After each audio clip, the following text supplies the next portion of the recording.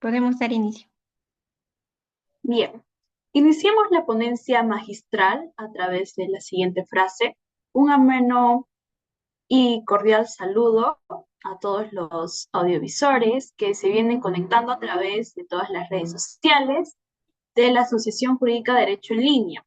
Quien les habla es Milagro Siciliano en calidad de moderadora. Les doy la bienvenida a la sesión número 3 del Diplomado Especializado Derecho Procesal Penal, Prueba y Litigación Oral, con el convenio interinstitucional del Ilustre Colegio de Abogados de Sullana.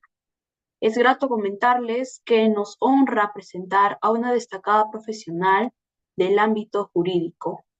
Hablamos de la doctora Anita Calderón Sumarriba, quien va a disertar el tema audiencia de incoacción y de juicio inmediato. Pero antes de dar inicio, daremos a conocer los aspectos más importantes de su hoja de vida de nuestra ponente. Nuestra ponente es doctora en Derecho por la Universidad Nacional del Rosario de Argentina, magíster en Derecho Procesal por la Universidad Nacional del Rosario de Argentina, máster en Argumentación Jurídica por la Universidad de Alicante de España y por la Universidad de Palermo, Italia. Maestra en Derecho Constitucional por la Universidad Nacional Federico Villarreal de Perú y bachiller en Derecho y abogada por la Universidad Particular de San Martín de Porres. En tanto, en nombre de la Asociación Jurídica Derecho en Línea, le damos la bienvenida a nuestra casa de estudios. De igual manera, estimada comunidad jurídica, hacerles recordar las 4 reglas para el desarrollo de la clase. 1. Los participantes deberán guardar estricto respeto hacia sus compañeros. Se recomienda activar sus cámaras para una participación más activa.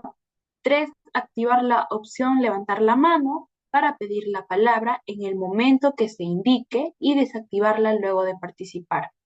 4. Las preguntas formuladas en clase deben ser precisas, relacionadas al tema y no casos particulares. Y dejando todo recalcado, los dejamos con la ponente. Les cedo la palabra, estimada doctora.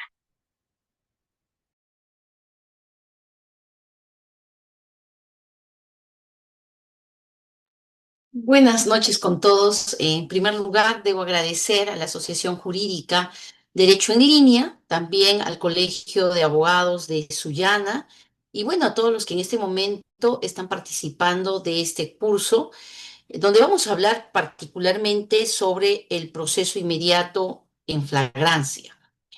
Es importante señalar que no estamos hablando de algo que regularmente pasaba en un proceso penal. Los procesos penales, justamente por las consecuencias que tienen, suelen ser procesos plenos. ¿Qué implica un proceso pleno? Aquel que pasa por las diversas etapas que requiere todo proceso en general de conocimiento. Una etapa de postulación basada en una investigación, que es cuando el fiscal realiza diligencias preliminares con la policía, de acuerdo a la nueva regulación, y resultado de ello formaliza una investigación preparatoria. Esa investigación preparatoria permite luego sustentar debidamente un ejercicio de la acción penal, que es cuando se formula acusación y se plantea la pretensión punitiva, para luego pasar a un plenario donde se produce la prueba y a partir de la certeza que pueda generar la prueba, podamos emitir una sentencia. Luego vendrá la etapa de impugnación y esa idea de digamos, de un proceso pleno se va a ver desde el punto de vista de las garantías que le asisten a toda persona que va a ser en algún momento sancionada, si se diera el caso, justamente de que haya una investigación que conlleve a tener elementos suficientes de convicción para luego llevar a un juicio seriamente a una persona y, entiéndase, destruir la presunción de inocencia, bajo los criterios de derecho de defensa, de derecho a probar, de respeto a una serie de exigencias de proporcionalidad, de razonabilidad en el plazo y otros que conocemos y que enumera nuestra Constitución en el artículo 139 y que también se encuentran reconocidas en instrumentos supranacionales como el Pacto Internacional de Derechos Civiles y Políticos en su artículo 14 o la Convención Americana de Derechos Humanos en su artículo 8. Entonces, eso es lo que debe ser, ¿no? Digamos, eso es lo que corresponde y siempre ha sido así. El punto es en qué momento los procesos se hacen abreviados, en qué momento dentro del escenario de un proceso penal se piensa en la necesidad de simplificar o de abreviar. Cuando nosotros hablamos del proceso inmediato en flagrancia, estamos hablando de un proceso especial. Entiéndase que tiene características que no son lo regular, que no es lo normal en un proceso penal, que ya explicamos que debe ser pleno, sino que se caracteriza por ser simplificado, por ser abreviado. Y entonces el tema de la economía procesal, la celeridad y la eficiencia y efectividad punitiva resaltan en este tipo de procesos. Pues no es una creación de siempre, es una creación que va de la mano un poco con la idea de salvar a los sistemas de justicia de la carga inmensa que tiene, que a pesar de que existen alternativas a los procesos penales, hablo del principio de oportunidad, de los acuerdos reparatorios, que a pesar de que existen dentro de los procesos comunes alternativas de simplificación, como pasa con la conclusión anticipada del juzgamiento, se prevé la necesidad de poder enfrentar la inmensa carga que tenemos en materia penal con procesos simplificados. Pero no solamente es un tema de descongestionamiento judicial, sino también pasa por la necesidad de responder a una expectativa ciudadana de respuesta punitiva eficaz, porque hay una decepción del ciudadano de a pie sobre el sistema penal.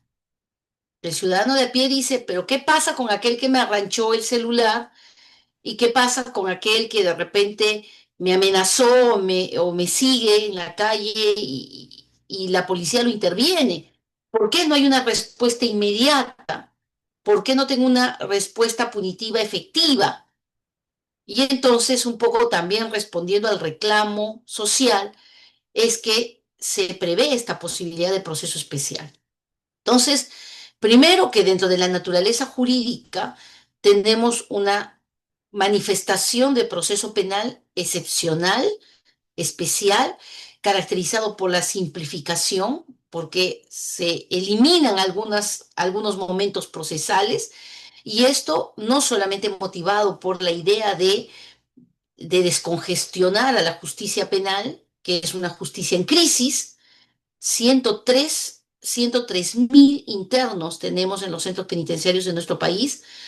Con 90.000 ya estábamos saturados y lejos de reducir la cantidad de personas privadas en la libertad, hoy día tenemos, de la libertad tenemos hoy día 103.000 personas. O sea, hemos superado largamente, pese a una sentencia con un estado de cosas inconstitucional, la capacidad de nuestros centros penitenciarios. No disminuye la criminalidad está presente y bueno, seguimos adoptando medidas en aras de también responder a una expectativa ciudadana de eficacia. Y el proceso inmediato es una alternativa de respuesta a esa expectativa ciudadana de eficacia. Pero el proceso inmediato no es una creación de hoy, es un proceso que ya tiene un tiempo de vigor. Se implementó con el nuevo Código Procesal Penal como uno de los tipos de procesos penales y se mejoró su regulación con el decreto legislativo 1194 y recientemente se ha modificado para crear las famosas unidades de flagrancia. A pesar de las buenas intenciones que pueda tener, yo sigo sosteniendo de que algunas instituciones se crean pensando en responder a esta expectativa ciudadana, pero sin tener en claro si realmente van a resolver el problema de la delincuencia. Y no tengo que ser, digamos, no tengo que hacer un análisis profundo para llegar a la conclusión de que no responde a esa expectativa, porque han pasado años de vigencia y este proceso inmediato, aún con la implementación de unidades de flagrancia, no significa la disminución de la delincuencia. Y es que el proceso no es una medida de política criminal. La política criminal está relacionada con el derecho penal sustantivo, no con el derecho procesal. El derecho procesal es un espacio para los imputados para ser resguardados, no para ser perseguidos. El proceso penal es un espacio de garantías. Ser juzgado justamente es ser juzgado dentro del marco de un debido proceso. Quien pretenda convertir el proceso penal como un medio para acabar con la delincuencia, pues no solamente tiene un desvío conceptual, sino es alguien que creo que no ha visto la realidad que muestra que esta no es la solución a los problemas. Más aún en un país donde no solamente tenemos problemas de este tipo, sino que hoy día enfrentamos un problema mayor en torno al sistema de justicia penal, que es un sistema que no muestra un liderazgo, una unidad por los conflictos de poder que existen dentro de las instituciones del sistema de justicia. Eso conlleva también un factor más para que todas estas políticas o medidas tampoco tengan buenos frutos frente al problema de la delincuencia. Este proceso simplificado o abreviado se justifica y se legitima porque por más que pueda responder a expectativas o pueda tener la buena intención de descongestionar la carga judicial, pues para obtener legitimidad tiene que tener un sustento. La única manera de poder pensar que un proceso penal sea abreviado o simplificado es que sea para determinado tipo de casos que conforme ha reconocido la Corte Suprema en la casación 1205-2024 PASCO, requieren pues un sustento mínimo de sospechas inculpatorias. Yo no voy a poder intentar considerar dentro de este proceso delitos que requieren un esfuerzo enorme en términos de actividad de investigación y entiéndase de actividad probatoria. Porque de hecho que en el poco tiempo en el que se desarrolla este proceso, eso no va a poder lograrse y eso puede significar un sacrificio de la presunción de inocencia, del derecho de defensa y de la certeza que debe justificar una condena. Entonces, se habla de un sustento mínimo probatorio y por otro lado, de facilidad probatoria. No es un proceso hecho para cualquier delito y en cualquier circunstancia. Es un proceso realizado para situaciones en donde la evidencia probatoria esté a la mano, esté a nuestro alcance, no sea complejo y permita justamente en un corto tiempo poder sostener seriamente una acusación e irnos a un juicio como debe ser. Y eso lo reconoce la Corte Suprema dentro del marco de la naturaleza jurídica del proceso inmediato en la casación 1205-2024 PASCO. Pues bien, la ley 32.348 ha incorporado dentro del sistema de justicia penal una especie de subsistema, así como hay un sistema para el crimen organizado, así como hay un subsistema de lucha contra la corrupción, hay un sistema de violencia de género y violencia contra integrantes del grupo familiar, pues hoy día podríamos hablar de un sistema especializado en flagrancia, que es a este punto en concreto que nos vamos a referir en estas horas o en estos minutos que vamos a estar juntos en relación al proceso inmediato que vamos a apuntarlo directamente a esta idea de la flagrancia, el proceso inmediato de flagrancia o los procesos de flagrancia que con esta ley 32.348 han dado lugar al Sistema Nacional de Justicia Especializado en Flagrancia, declarando una serie de principios que les son propios. Para empezar, un principio de unidad de actuación en el sentido de que este sistema lo que busca es un trabajo orgánico, concertado, no desarticulado, sino todo lo contrario, concertado, articulado, organizado, entre los de diversos, digamos, sujetos o protagonistas del sistema de justicia penal. Poder Judicial, Ministerio Público, Policía Nacional, Defensa Pública, Defensa Privada, a través de los colegios de abogados, entiéndase también las procuradurías públicas, la policía, como ya lo mencioné, el Instituto Nacional Penitenciario, todos ellos puedan formar parte de este sistema de una manera articulada y concertada. ¿Para qué? Para que pueda funcionar de manera apropiada las unidades de flagrancia que dentro de un momento vamos a explicar. Segundo, este sistema tiene autonomía institucional, es decir, se le reconoce como un sistema que puede generar una serie de reglas propias, entiéndase un reglamento para este sistema de justicia especializado, pero a su vez también protocolos de actuación interinstitucional entre todos estos órganos que acabamos de señalar y que formarían parte de este sistema. Entiéndase respetándose mutuamente policía, Ministerio Público, Poder Judicial, Ministerio Público, lógicamente en un sistema que no puede apartarse de aquellos principios que plantea la Constitución de separación de poder, de lealtad constitucional y definitivamente de cooperación entre las instituciones que forman parte del Estado. Un principio de eficacia, porque lógicamente si estamos creando un sistema donde hay un proceso abreviado para estos casos de flagrancia, no solamente es porque buscamos descongestionar rápidamente el sistema en estos casos, sino que queremos una justicia célere, queremos una justicia oportuna, queremos una justicia eficiente. Mucho cuidado que aquí la eficacia no está sesgada, ¿no? Porque si yo le pongo a este término eficacia punitiva, pues prácticamente ya no tendríamos que estar conversando sobre garantías ni derechos del imputado, porque habría un sesgo destinado a pensar de que este sistema de justicia especializado en flagrancia ha sido creado para condenar, digamos, como una máquina demoledora de carne humana, condenar a cientos de personas que se vean involucradas en casos de este tipo. No es el sentido.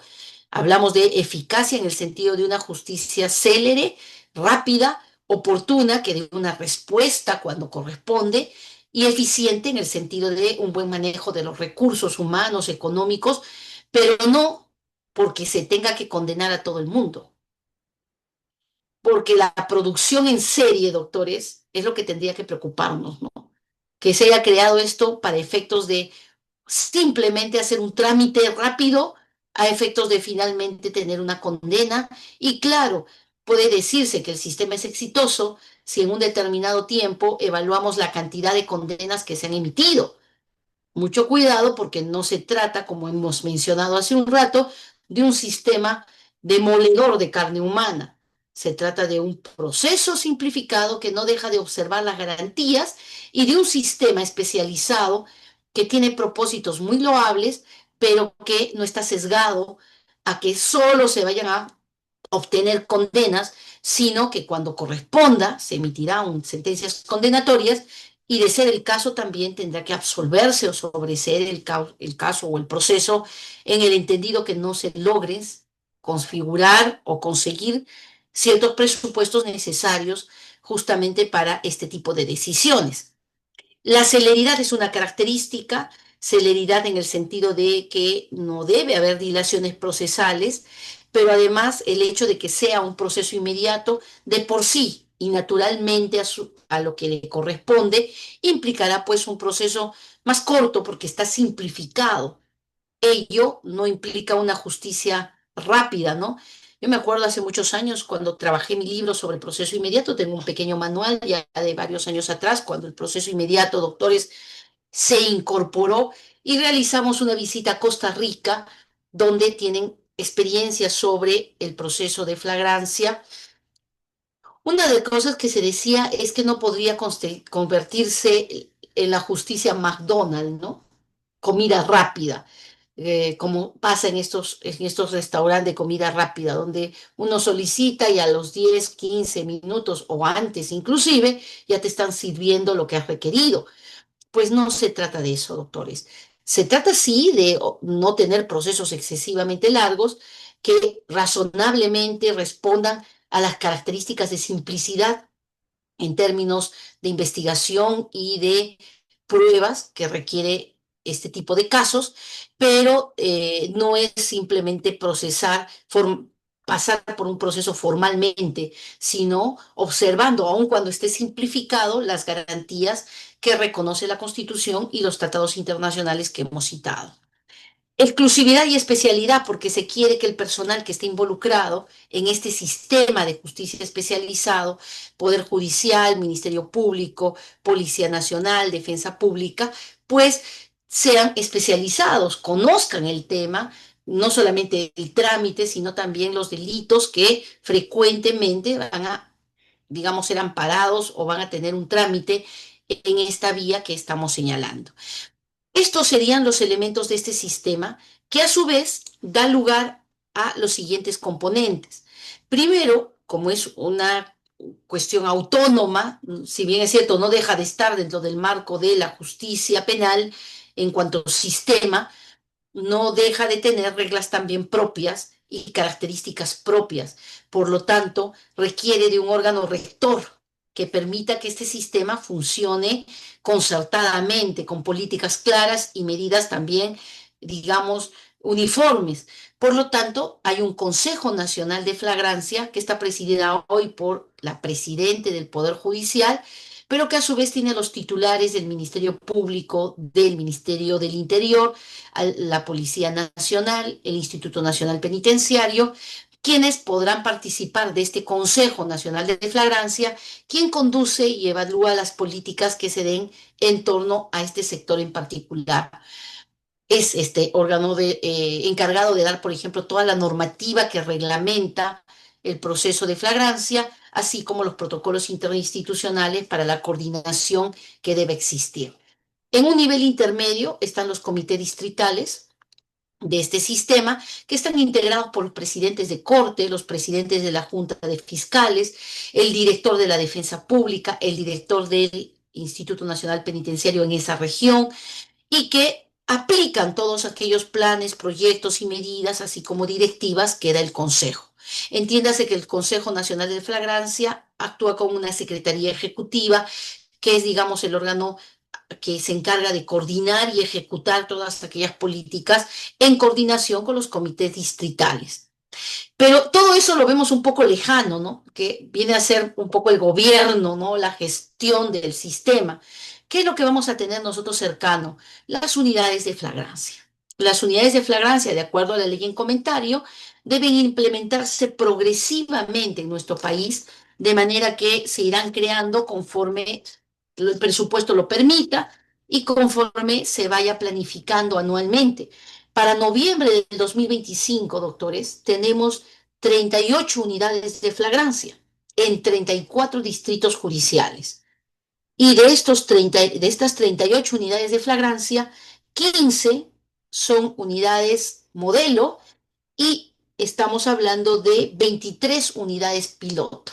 Las unidades concentran en un solo ámbito, en un solo espacio, a todos los intervinientes en un solo espacio muy cercano, digamos, que yo pueda de repente cruzar de una entidad a la otra, muy cerca, de repente 10, 20 pasos, o tal vez subir algunos pisos, puedo encontrar que están funcionando en ese solo ámbito el Ministerio Público, las fiscalías de flagrancia, los jueces de flagrancia, la policía, los institutos, en este caso el Instituto Médico Legal, la defensa pública y además un módulo de atención al usuario que pueda acercarse a estas unidades e informarse si es que es víctima, si es imputado, de cómo es que opera el sistema en un ámbito muy cercano, territorialmente muy cercano.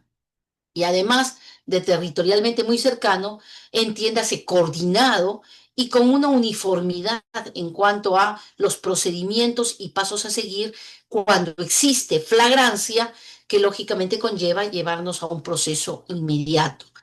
Pues bien, con esto que se ha añadido y que debe de todas maneras leerse de la mano del proceso inmediato, es que tomamos en consideración lo que viene a desarrollar ya en el marco del proceso inmediato. Entonces, ¿qué tenemos a partir de esta ley a diferencia de lo que teníamos antes? Primero que hay una separación, doctores, de los otros supuestos de proceso inmediato. Cuando hablamos del proceso inmediato en flagrancia, tenemos un sistema especializado y unidades de flagrancia que trabajan de manera exclusiva y especializada este tema, distinto a los procesos inmediatos que puedan surgir por confesión o los procesos inmediatos que puedan surgir por suficiencia probatoria. Distinto, con una competencia diferente, entiéndase, no exclusivos ni especializados en torno al personal que va a ser involucrado en este tipo de proceso y enfocándonos particularmente a los procesos inmediatos en supuestos de flagrancia, empezamos hablando de la flagrancia, que es, digamos, el presupuesto material para este asunto. Yo les decía que este sistema no es para cualquier caso y entiéndase que se establecen a nivel constitucional y legal determinados filtros para poder definir qué es la flagrancia y cómo debe entenderse para poder dar la condición del proceso, la condición fundamental de aplicación del proceso inmediato y la intervención de este sistema y de las unidades de flagrancia. Pues la flagrancia, doctores, viene de un término en latín que implica, que se llama flagrare, flagrare. Flagrare es arder, es, es resplandecer. ¿Por qué? ¿Y qué va a implicar esto desde el derecho romano? El hecho de que cuando hablamos de un delito en flagrancia, la flagrancia no es un elemento constitutivo de los tipos penales, no es un elemento configurativo de ningún tipo penal, es una circunstancia externa y su origen etimológico determina justamente arder o resplandecer porque la flagrancia supone algo evidente, algo en donde no tengo que realizar mayor esfuerzo porque está frente a mis ojos. Tal es así que los romanos decían, es el acto mismo, es el visualizar el acto mismo del crimen. Y es en ese sentido como se va a tomar inicialmente en la legislación nacional. La flagrancia estuvo regulada estrictamente inicialmente antes del Código Procesal Penal del año 2004, que se fue implementando progresivamente, estoy hablando del decreto legislativo 957, pues estuvo concebida solo a nivel constitucional. Artículo segundo, inciso 24, literal F de la Constitución, y entiéndase la flagrancia como aquella situación en la que el sujeto es hallado cometiendo el delito. Como dicen algunos vulgarmente, con las manos en la masa. ¿Bien? ¿Qué va a suceder luego? La interpretación constitucional, la interpretación que realiza el Tribunal Constitucional va a ser en esos términos bastante estrictos. Va a decir, para que exista flagrancia, debe existir una inmediatez temporal y una inmediatez personal. Inmediatez temporal que esté interviniéndose en el momento en que el hecho se comete o inmediatamente después. Inmediatamente, dice el Tribunal Constitucional, instantes después, que podría reducirse a segundos o minutos. Y dos, que haya una inmediatez personal en el sentido que el sujeto esté vinculado con el hecho. Huellas, señalamiento o indicación que debe añadirse a esa inmediatez temporal. Esa es la interpretación constitucional. Sin embargo, cuando se da el Código Procesal Penal de 2004, en su artículo 259, se prevén tres situaciones distintas. La flagrancia de la que estamos hablando, que es la que se tendría mayor compatibilidad con el origen y con la interpretación constitucional, que es la flagrancia propiamente dicha o también llamada flagrancia estricta, luego la cuasiflagrancia, que no es, digamos, muy lejana a esta idea primigenia, y la que se aleja absolutamente, que es la presunción de flagrancia, o también conocida como flagrancia impropia, o también conocida como flagrancia extendida. Pues bien, la flagrancia propiamente dicha o flagrancia estricta es la que se presenta cuando encontramos al sujeto autor del hecho y lo detenemos al momento que está cometiendo el delito. Está en la comisión actual del delito está ejecutando el delito y en esas condiciones es intervenido con las manos en la masa. En ese sentido, el Tribunal Constitucional, en esta sentencia del año 2022, nos dice, esta situación de flagrancia propiamente estricta, justamente va de la mano con esta idea de resplandecer o de arder, que es el origen etimológico, porque es evidente, está frente a nuestros ojos, percepción directa e inmediata, directa y efectiva de lo que está sucediendo, y por ello una necesidad urgente de intervención policial. El delito se está cometiendo. Distinto a la cuasiflagrancia, que supone una intervención de la persona inmediatamente después, pero que ingresa dentro de la interpretación constitucional como aquellos instantes después de cometido el hecho, que suele surgir cuando el sujeto terminó de cometer el hecho y sale fugando del lugar inmediatamente después de haberlo cometido, pues básicamente es perseguido sin interrupción y esto también nos permite una percepción directa y efectiva de lo que está sucediendo y una necesidad urgente de intervención. Dentro del marco constitucional, lo menos discutible, doctores, en términos de flagrancia es la flagrancia estricta y la cuasiflagrancia. El problema en realidad se viene a dar con la presunción de flagrancia o denominada flagrancia impropia o también conocida como flagrancia extendida. ¿Por qué? Esta flagrancia se presenta, también llamada cuando es identificado el sujeto por una persona, flagrancia por señalamiento, se presenta dentro de las 24 horas de producido el hecho, hasta dentro de las 24 horas de producido el hecho, porque la persona es intervenida con objetos, instrumentos o rastros del delito, o cuando esta persona es identificada por la víctima o un testigo, o ha sido registrada por un medio técnico. Desde mi punto de vista, dado los avances tecnológicos, lo único aceptable podría ser el registro audiovisual, doctores, que podría reemplazar esa evidencia que nos exige la flagrancia estricta, justamente porque un medio técnico, como podría ser un registro audiovisual, puede permitir reemplazar la vista humana y poder registrar sin mayor, digamos, duda de que fue esta persona la que cometió un determinado delito. Sin embargo, la posibilidad de que dentro de las 24 horas sea aprendido con objetos o instrumentos o sea identificada por una víctima o un testigo, de hecho puede conllevar un esfuerzo mucho mayor porque ahí la percepción no va a ser directa.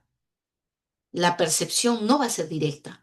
Cuando hablamos de una presunción de flagrancia o flagrancia extendida, va a tener que darse un trabajo inferencial que supone un trabajo no directo, sino indirecto, porque sabemos que cuando existe un trabajo de inferencia es que no tengo pruebas directas, no se ha visto, sino que voy a deducir, voy a inferir de determinados hechos una conclusión desconocida. Esta última situación es la más difícil de encajar o establecer una compatibilidad con lo que viene a ser la flagrancia desde una lectura constitucional y desde mi punto de vista es este último el aspecto que podría generar mayores problemas si es que nos conducimos por un proceso inmediato. Porque acuérdense, empezamos la exposición explicando que la naturaleza jurídica del proceso inmediato tenía que ver con la simplicidad, con la falta de complejidad, con una mínima necesidad de elementos de convicción, justamente porque todo ha estado frente a nuestros ojos. Es más, cuando hay una flagrancia en sentido estricto o una presunción de flagrancia, una cuasi flagrancia, solemos encontrar la evidencia en el lugar. El arma está ahí, el objeto sustraído está ahí, la víctima está en el lugar, con lo cual difícilmente vamos a tener problemas probatorios. Lo que no sucede cuando estamos en el tercer supuesto. Pues bien, ¿qué otros supuestos de proceso inmediato existen que no son de flagrancia y que no corresponderían a este sistema que se ha creado?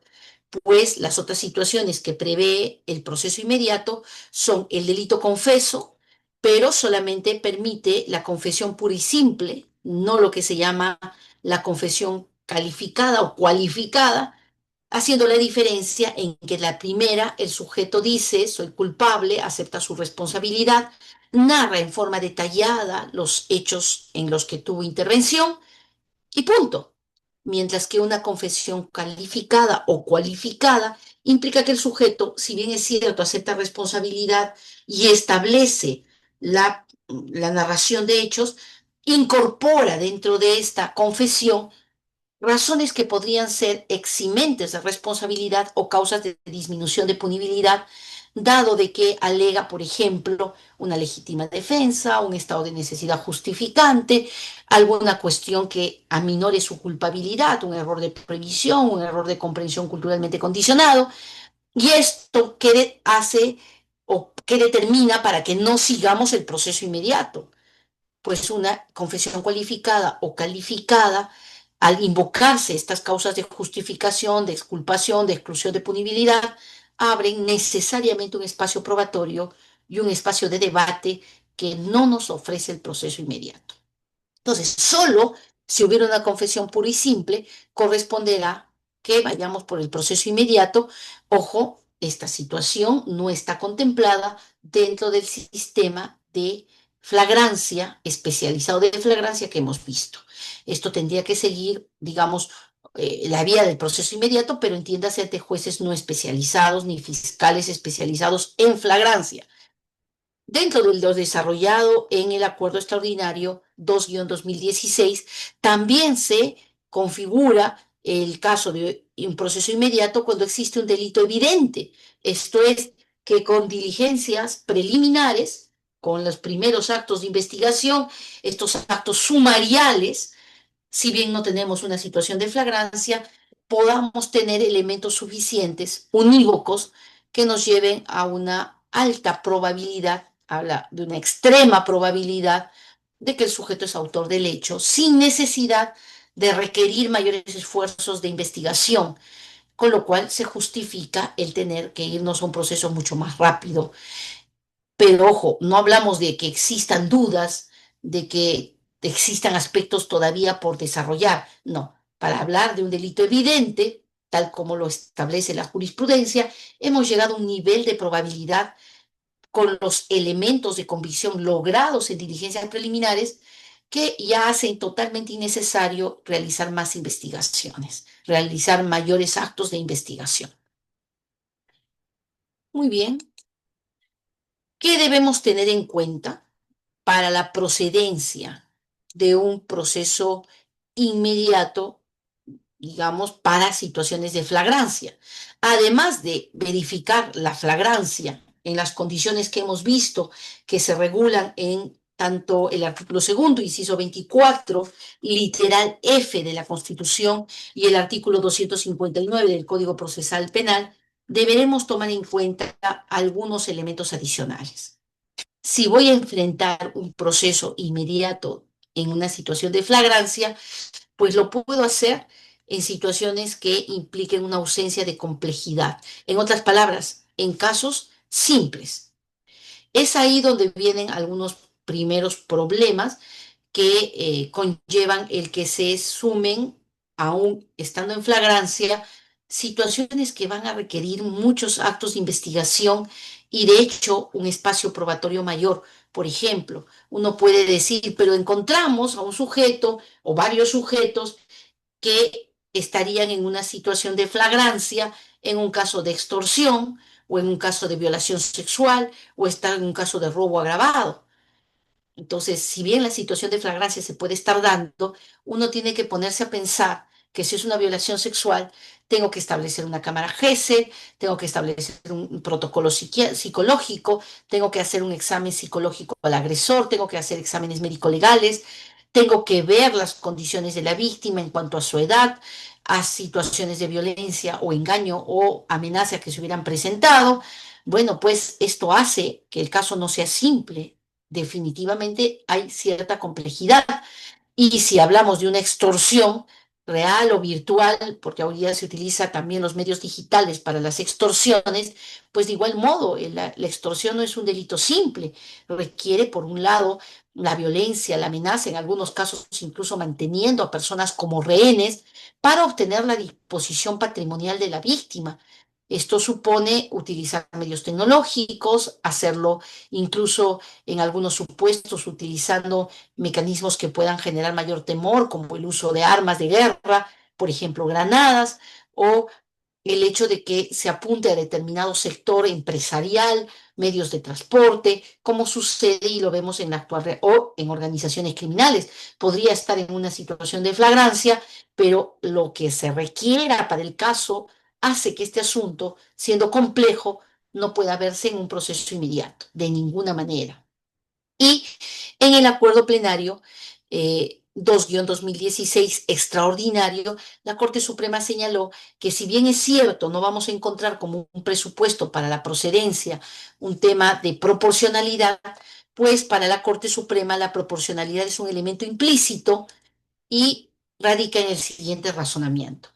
Doctores, si vamos a tener una persona que aun cuando estuviera en flagrancia va a ser condenada a 35 años de pena privativa de libertad o a cadena perpetua, no es razonable que sea juzgado en un proceso abreviado o rápido. ¿Cómo tú vas a decidir la vida futura de una persona si va a estar privada o no de la libertad 30, 25 años, cadena perpetua, en un proceso que no dura más allá, ojo siendo estrictos, de un par de semanas? ¿Eso es razonable? ¿Eso es razonable, doctores? Es como cuando uno participa en una audiencia, doctores, donde se está jugando la vida de una persona porque se le va a quitar 35 años de pena privativa, se le va a imponer 15 años de pena privativa de libertad, 35 años de pena privativa de libertad, cadena perpetua, y te están dando 5 minutos para el uso de la palabra. E incluso te apuran. Un momento. ¿Qué tan indolentes nos hemos vuelto en nuestro país y creo que en el mundo? ¿Qué tan indolentes, doctores, nos hemos vuelto para pretender que un asunto tan relevante pueda resolverse con un uso de la palabra de 5 minutos? No es razonable, pero tampoco es humano, doctores. No es humano. Y nosotros los abogados, jueces y fiscales, debiéramos tener una sensibilidad respecto a ello. Y lo que pasa es todo lo contrario. Es una indolencia absoluta. Se está jugando la vida de una persona va a ser privada de su libertad durante 20, 25 años y señores, estamos limitando el tiempo de intervención a 5 minutos. En ese mismo sentido, ¿podría reducirse ese proceso para un caso así a un par de semanas? Por más flagrancia que exista. Es por eso que la Suprema habla de un presupuesto implícito, que es la proporcionalidad. Y en la casación 1620-2017, Madre de Dios, se dice que aun cuando sea flagrante y si el caso fuera grave, la duda mínima sobre el cumplimiento de los presupuestos para un proceso inmediato, la duda mínima debe conllevar optar por un proceso común, porque no debe ser la aplicación e interpretación pro Estado, doctores. La duda mínima sobre la vía a seguir siempre debe ser pro homine, pro imputado, porque lo mínimo que se le debe ofrecer, por más grave que sea el hecho a la persona, es que va a tener un proceso justo. De no hacerlo, doctores, todavía estamos pensando que estamos en la época de las cavernas o estamos todavía pensando en que podemos actuar como la Santa Inquisición. Y no es así, pues estamos en procesos que se supone que están constitucionalizados o convencionalizados con toda la irradiación de las garantías que provienen de la Constitución y que provienen de los tratados. No, pero doctora, son delincuentes. Un momento, hasta que no los declares culpables con una condena firme, no son delincuentes.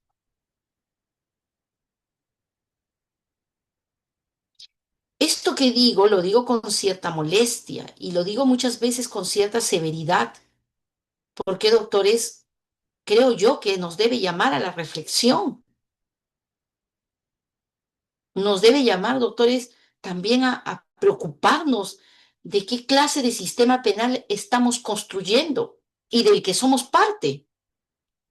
Y si somos temerosos de Dios, doctores, más aún, porque no estamos jugando con cualquier cosa, estamos jugando con una vida humana, estamos tratando con una vida humana.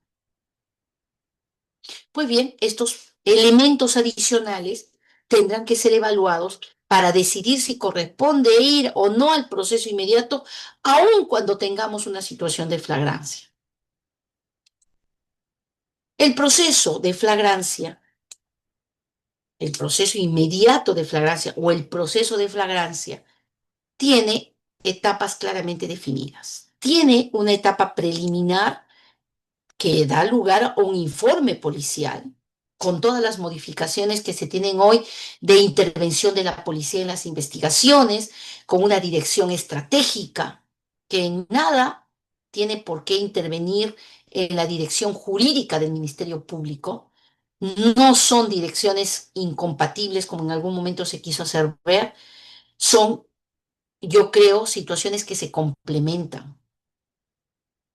Qué importante sería tener un equipo de investigación, doctores. Hace poco, en una defensa que estoy ejerciendo para la etapa intermedia, eh, teníamos pues una acusación con una serie de pericias y también con algunos informes de la policía.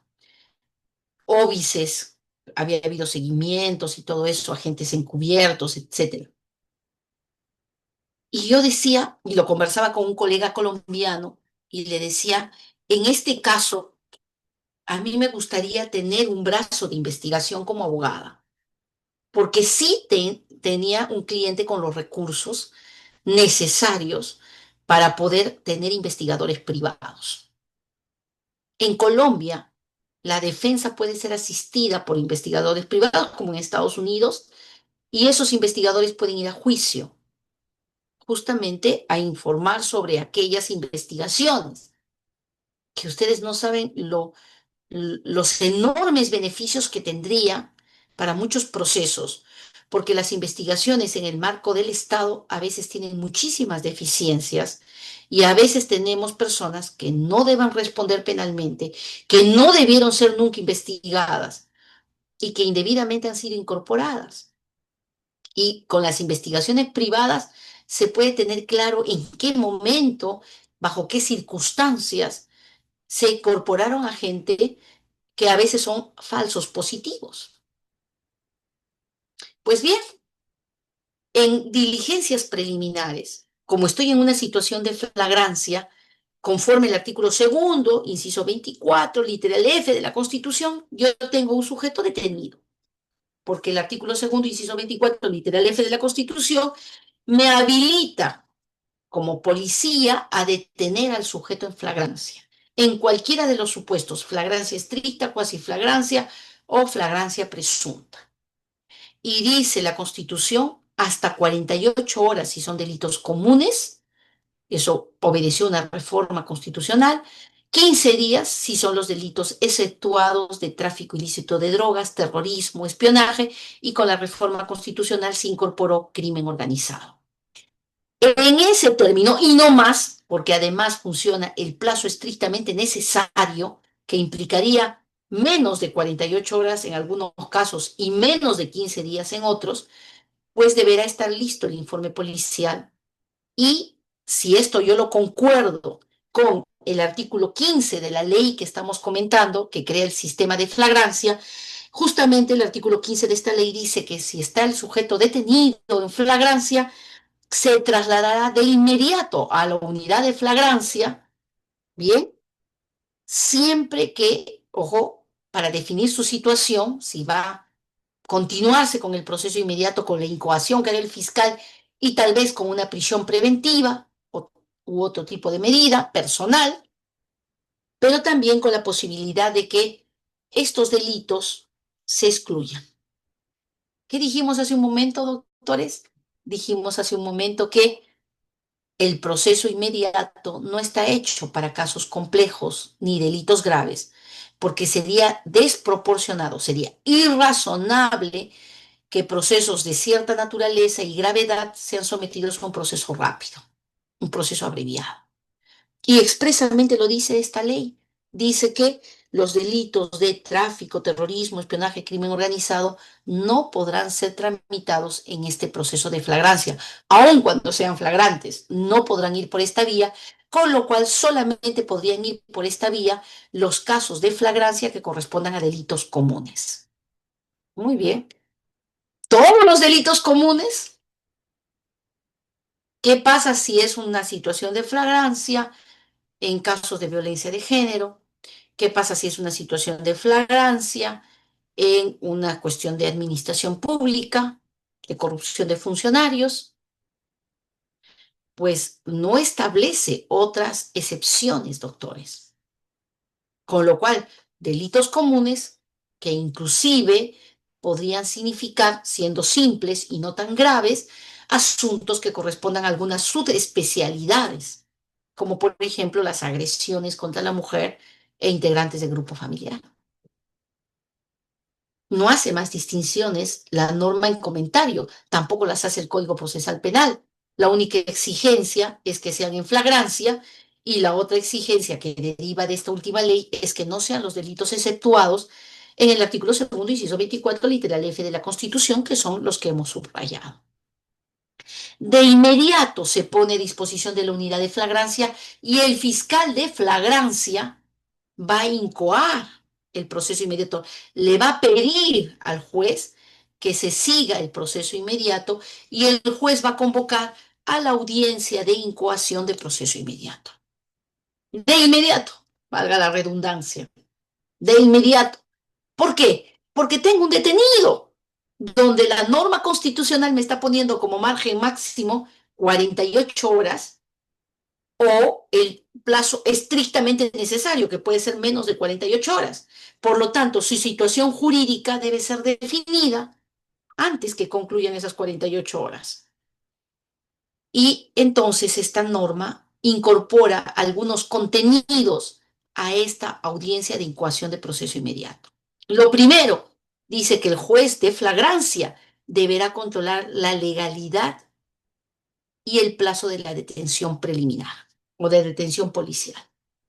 La legalidad. Uno, que si cumple con los presupuestos del artículo 259, en concordancia con el artículo segundo, inciso 24, literal F de la Constitución, de la mano con el artículo 71 del Código Procesal Penal, que hace referencia a los derechos sumariales, es decir, los derechos fundamentales para un detenido. Eso implica que haya tenido comunicación con su defensa, que haya sido asistido por un médico, que si es un extranjero o es alguien que tiene una lengua o un dialecto diferente, tenga un intérprete, si es un extranjero, tenga la asistencia consular. Y este juez, en el momento que hace un control de legalidad de la detención policial y del plazo de detención policial, entiéndase, deberá considerar lo máximo, que son 48 horas, y lo estrictamente necesario, además de los derechos que puedan asistirle al detenido. En ese momento ese juez, doctores de flagrancia, de una, se embiste de una función adicional, que es ser un juez de tutela, ser un juez de la Constitución. De modo que si ese juez encuentra que no fue detenido en flagrancia, en ninguno de los supuestos, que el plazo se excedió, sea el estrictamente necesario o el plazo límite, o se irrespetó alguno de los derechos, en este control darán o se establecerán las primeras consecuencias que incluso podrían conllevar a la excarcelación del sujeto, puesto que no podemos mantener a alguien detenido arbitrariamente, doctores, porque ello conlleva responsabilidades para la policía, para el Ministerio Público, para el juez, dentro del marco de abuso de autoridad. Dos, esto ya estaba desde siempre. analizaremos la procedencia del proceso inmediato, es decir, el fiscal ha incoado un proceso inmediato, pero ha debido de cumplir con los presupuestos para que se pueda dar no solamente la flagrancia, la falta de complejidad, la proporcionalidad, el que no exista dudas de que tenemos que seguir por este camino, y el juez decidirá si procede o no. Y si no procede, pues habrá que ir a la vía del proceso común.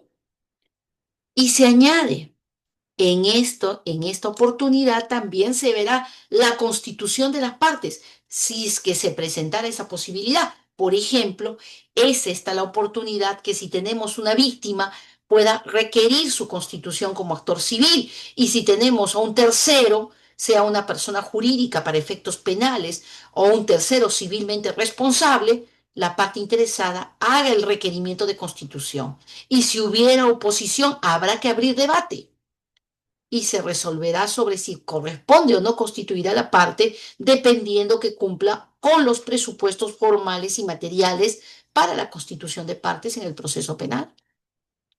Está abierta la posibilidad de una aplicación de principio de oportunidad, si es que es un tema de un delito de bagatela, de un acuerdo reparatorio, si es alguno de los delitos taxativamente reconocidos en el artículo 2 del Código Procesal Penal, hurto de uso, hurto simple, daños, fraude en la administración de personas jurídicas, libramiento indebido, la posibilidad de una aplicación de la terminación anticipada del proceso, haciendo recordar que la ley que hemos mencionado, que crea este sistema, también modifica el artículo 447, numeral 4 del Código Procesal Penal, para prever que la terminación anticipada pueda darse también en etapa intermedia y la posibilidad de que se desvincule el juez del pedido de pena del fiscal en la terminación anticipada, siempre, por ejemplo, a una pena suspendida, porque cita expresamente el artículo 57, numeral 2 del Código Penal,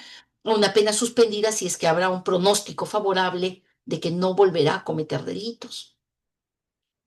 Entonces, aquí encontramos salidas alternativas como el principio de oportunidad, los acuerdos reparatorios o la aplicación de un proceso de simplificación también, que es la terminación anticipada, basada en el principio de consenso. Se discutirá, y esto se ha incorporado, las medidas restrictivas de derechos para la búsqueda de elementos de convicción, los que requieran autorización judicial previa, un levantamiento de secreto de comunicaciones, una autorización para una incautación, lo que no sería posible, por ejemplo, en flagrancia, porque normalmente en flagrancia hay urgencia y habiendo urgencia, pues se da la incautación y luego la confirmatoria. Yo tendría que decir en términos de interpretación que si la incautación se dio en las diligencias preliminares, este sería el momento para una confirmatoria judicial de esa incautación y las medidas de coerción, que regularmente si vamos con una detención, pues puede ser una posibilidad que el fiscal requiera una prisión preventiva, dependiendo que tengamos una prognosis de pena superior de 5 años, pero además concurran los otros presupuestos de peligrosismo procesal y de fumus delicti comissi, es decir, de sospecha vehemente o de sospecha grave para pedir una prisión preventiva. Dentro de las 24 horas de declarado procedente el proceso inmediato, el fiscal tendrá que formular el requerimiento acusatorio y en ese término tendrá luego que remitirse inmediatamente a otra instancia, no a otro juez tampoco, porque esta ley dice que el juez de flagrancia conoce todo el proceso de flagrancia, conoce la audiencia de incoación de proceso inmediato y conoce la audiencia única de juicio. Y ahí entro en un problema con la imparcialidad judicial. ¿El juez de incoación debe ser el juez de juicio? ¿No podría esto poner de algún modo en riesgo la imparcialidad del juez? Puede que este juez que ha conocido la incoación del proceso inmediato y haya dado o haya establecido un prejuicio y vayamos a un juicio con un juez ya con una idea preestablecida, porque normalmente se divide. El juez de investigación preparatoria, que es el que conoce la primera fase y la etapa intermedia, no es el juez de sentencia, es un juez unipersonal. Y aquí La ley que estamos comentando, que ha hecho las reformas, dice que el juez de flagrancia conocerá todo el proceso y hace incluso un subrayado, independientemente de la medida que se imponga. O sea, independientemente de que sea prisión preventiva, comparecencia. Este juez de flagrancia instalará la audiencia única de juicio con el conocimiento de que esta audiencia única de juicio tiene dos partes. Una primera fase donde se realiza todos los actos propios del control de acusación, todo lo que corresponde a la etapa intermedia. Aquí podrían las partes plantear la defensa, plantear medios de defensa, excepciones de improcedencia de acción o excepciones de prescripción. Aquí podría darse el caso de que se hagan observaciones a la acusación por afectación a la imputación necesaria, de repente por algún error que se ha cometido en la acusación para su devolución, control formal. Podríamos hacer requerimientos de sobreseimiento por causas de atipicidad, de culpación, de exclusión de punibilidad, de extinción de la acción penal. Podría intentarse por última vez la terminación anticipada, porque se dice que llegado el proceso de terminación anticipada a esta reforma del artículo 447, numeral 4 por la ley en comentario, podría darse en etapa intermedia. Como no tenemos etapa intermedia, tranquilamente se podría realizar al inicio del juicio, porque se ha extendido hasta ese momento, para luego declarar que hay mérito para pasar a juicio, y de ahí dividimos el juicio en dos momentos. El control, que da lugar a un auto que dice hay mérito para seguir, y entramos en el juicio propiamente dicho. Ahora, en esta etapa inicial, por ejemplo, podrían usarse convenciones probatorias si es que existe la necesidad de llegar, porque va a haber ofrecimiento y admisión de medios probatorios, por lo tanto puede haber convenciones probatorias, y pasar a juicio con un objeto acotado. Solamente vamos a aprobar aquello que creemos que es controvertido o solamente vamos a debatir sobre aquello que creemos controvertido y entramos en la etapa de juicio a la que se aplican todas las reglas de juicio oral que corresponden a un proceso común. Alegato de apertura, ofrecimiento de nueva prueba, conclusión anticipada de juicio, examen del acusado, examen de testigos, examen de peritos, lectura de piezas, alegatos finales, sentencia. ¿Dónde está abreviado, doctores? Está abreviado porque no tenemos investigación preparatoria. Es innecesaria la investigación preparatoria. ¿Por qué? Porque tenemos todo. Dada la naturaleza de flagrante, delito evidente, pues tenemos una percepción directa del hecho, sino de cuando se estaban fugando, y tenemos los elementos de convicción que aparecen en ese momento. Lógicamente, la intervención policial es urgente, no solo para detener al sujeto, sino evitar que las huellas, los vestigios, las evidencias se pierdan. Adicionalmente, adicionalmente, tenemos en esta etapa, digamos, eh, de investigación preparatoria, que en otros procesos significaría tener que realizar indagaciones, pericias, por la complejidad del caso. Para el proceso de flagrancia, como es simple, como la evidencia está a las manos, pues nos es innecesaria la investigación preparatoria. Pero la etapa intermedia no es que desapareció. La etapa intermedia se trasladó. ¿A dónde? A la audiencia única de juicio, a la primera parte de la audiencia única de juicio. De todas maneras va a haber control formal de la acusación, de todas maneras va a haber control material, vamos a poder plantear medios de defensa, vamos a ofrecer y admitir medios probatorios, y en ese camino pueden haber convenciones probatorias y luego juicio. Entonces se ve dónde está la simplificación, pero especialmente, doctores, hay que tener muchísimo cuidado en que se den los presupuestos para evitar, digamos, situaciones injustas donde se hayan dado procesos inmediatos para casos que eran complejos, y cuando este asunto llega en apelación a un superior o llega a la Corte Suprema en una casación, lo que encontramos es que no hubo una debida actividad de investigación, y menos pues un juzgamiento donde se vea una igualdad de armas, donde se vea que el derecho a probar se ha ejercido plenamente, sino que ha sido recortado justamente por querer ajustar un caso complejo a un proceso que es rápido. Y por otro lado, doctores, también el hecho de evaluar debidamente el que este sistema está creado para casos de flagrancia, pero eso no significa que todo caso de flagrancia automáticamente entre este sistema. Estamos viendo que por mandato de la ley no ingresan los delitos exceptuados: terrorismo, tráfico, espionaje, crimen organizado. Estamos viendo que no es suficiente la flagrancia. Hay que verificar la complejidad y la gravedad. Hay que ver si realmente estamos premunidos como fiscales para enfrentar una incoación inmediata, una incoación, una audiencia de incoación y a las horas o a los días una acusación y un juicio. Que ojo, si llegamos al escenario de un juicio con una acusación írrita, esa es responsabilidad del fiscal que tomó una mala decisión y del juez que lo secundó al permitir que esto se tramitara como un proceso inmediato. Porque finalmente, si hemos llegado con una acusación írrita, es porque se necesitaba un espacio para reunir y ejecutar actos de investigación. ¿Bien? Bueno, no sé si tendrán algunos de ustedes algunas interrogantes, alguna pregunta sobre el tema que hemos desarrollado. Veo que hay algunos que han anotado. Ah, no, en los mensajes, así, gracias. Ahí está Alonso Peña. Gracias, doctor, gracias por su agradecimiento. Igual agradezco yo porque, doctores, es un aprendizaje siempre, ¿no? Uno no puede pretender en una clase decirlo de siempre, ¿no? Hay un aprendizaje frecuente. En el derecho las normas van cambiando, la realidad también, y nos exige a nosotros los docentes estar actualizados, pero también ir repensando siempre el derecho. Y el doctor Guamán dice, si la policía no me deja ingresar a la comisaría para ejercer mi defensa de mi patrocinado, ¿qué estrategia utilizaría?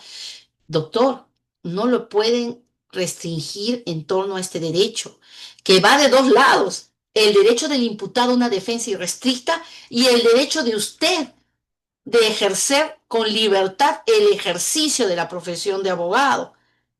Si ese señor policía no lo deja ingresar, inmediatamente un habeas corpus, doctor, un habeas corpus conexo, porque no solamente están afectando la libertad de esta persona, sino esto guarda directa relación con el derecho de defensa que está siendo indebidamente restringido, y la denuncia de abuso de autoridad, porque es un acto arbitrario, es un ejercicio de poder indebido. No hay ninguna razón por la que un abogado no puede entrevistarse en una dependencia policial con su patrocinado. Mm, Incluso cuando hubiera una incomunicación, esa incomunicación, doctor, tiene particularidades que no alcanzan al abogado. El imputado detenido puede estar incomunicado de su familia, de terceros, pero no de su abogado. La defensa, en la peor de las circunstancias, doctores, tiene que estar presente. Y en nosotros como profesionales también somos protegidos. Por lo tanto, definitivamente tenemos que abrir la vía constitucional y, en todo caso, hasta la vía penal frente a un acto arbitrario. Doctor Lobato, muchas gracias más bien a usted de participar en este evento de Derecho en Línea, que hay que felicitar, que hacen este esfuerzo de dar un espacio académico, de enseñanza para mí, y a ustedes, doctores, tal vez de aprendizaje, no sé, pero también de despertar alguna curiosidad sobre el tema y un debate al respecto, ¿no? Porque eso es lo que corresponde que hagamos en nuestro país, que no nos mantengamos inertes e inactivos frente a las cosas que están pasando todos los días, y que nosotros como abogados tenemos la obligación no solamente de ir y defender en un caso concreto, sino también de repensar y cuestionar, y también al Colegio de Abogados de Sullana, porque es a través de nuestros gremios que nosotros podemos ser escuchados en otros foros, ¿no? Hablo a nivel legislativo o a nivel de estas reformas, podemos hacer llegar muchos cuestionamientos a la autoridad. Muy bien, creo que el doctor Cruz, doctor Darwin, quería tomar la palabra. Está levantando la mano. No sé, de repente necesita que le levantemos el silencio. No, yo no soy la que lleva el control de ello. A ver, doctor Darwin, su audio, por favor, la persona. Sí, Perfecto, eh, doctor. doctora, buenas noches. Sí, recién se me habilitó, disculpe. No, no te Doctor, preocupes. Doctora, sí tengo dos preguntas. Bueno, esto del sistema de flagrancia en realidad es algo nuevo y no sé si le entendí bien, pero mencionó que es un único juez quien ve tanto la audiencia única de incoación y del juicio, o es el mismo, la misma regulación que se hacía antes de este sistema de flagrancia. De acuerdo, doctores, a la ley que hemos comentado, la ley que hemos comentado dice que el juez de flagrancia se hará cargo de todo el proceso. Si yo hago una interpretación literal de esta norma, debo entender que el juez de flagrancia, que ya no le llamamos juez de investigación preparatoria, sino juez de flagrancia, se encargará de la primera y de la segunda audiencia en una interpretación literal. Si yo hiciera una interpretación sistemática, incluso tomando en cuenta el principio de imparcialidad judicial, tal vez podría concluir que no es posible ello. Pero de acuerdo al texto de esta nueva norma, doctores, si ustedes lo van a analicen, lo lean, es una norma bastante corta. Van a ver que dice exactamente lo que les estoy diciendo. Salvo, dice, salvo, lo leí, salvo, o perdón, independientemente de la medida que se imponga. ¿Eh? Entonces, esa interpretación, la interpretación que podemos darle, o es una interpretación literal, que es la que creo que se ha querido dar o considerar, porque justamente la rapidez puede tener mucho que ver con quienes participan, que no esté corriendo traslado del expediente o la carpeta de un lugar a otro y lo que significa asumir competencia, dejar competencia y asumir, ¿no? Es todo un trámite en medio. Entonces, posiblemente se haya inspirado en esa idea de celeridad. Sí, doctora, muchas gracias. Una última pregunta. Bueno, hace una semana tuve una audiencia de juicio inmediato. Era sobre un caso de omisión de asistencia familiar, en la cual mi patrocinado, bueno, tenía ya toda la predisposición de acogerse en este caso, a un mecanismo de simplificación procesal, a una terminación anticipada. Y acá justamente viene mi pregunta, doctora. Como usted lo mencionaba, en la audiencia única de incoación de proceso inmediato, el imputado, ¿no? A través de su abogado defensor, se puede acoger a la terminación anticipada. Pero en el juicio inmediato también nos enseñaba, doctora, que hay una primera fase, en este caso una pequeña etapa intermedia, con un pequeño control de acusación y tal cual pasar en el proceso penal común, uno puede observar formalmente y sustancialmente la acusación.